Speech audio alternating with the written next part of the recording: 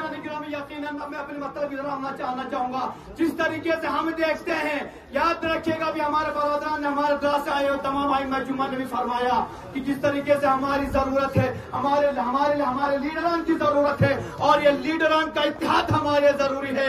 हमारी एक गलती की वजह से आज मैं शेख बरम और दावे के साथ कहता हूँ 2019 में हमारी एक छोटी गलती की वजह से आज ये आवाम यहाँ पर रोड पर आने पर मजबूर हो गई है। ये मानना पड़ेगा।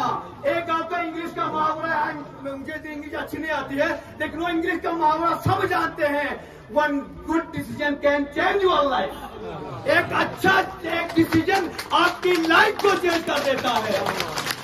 मैं हमारे बुजुर्गान लीडरान से कहना चाहूंगा, खुदारा 2024 के इंतखाबात आ रहे हैं, आपका एक डिसीजन ऐसा होना चाहिए कि ये अवाम को यहाँ पर नहीं बल्कि ऑफिसों पर काम करते हुए नजर आना चाहिए।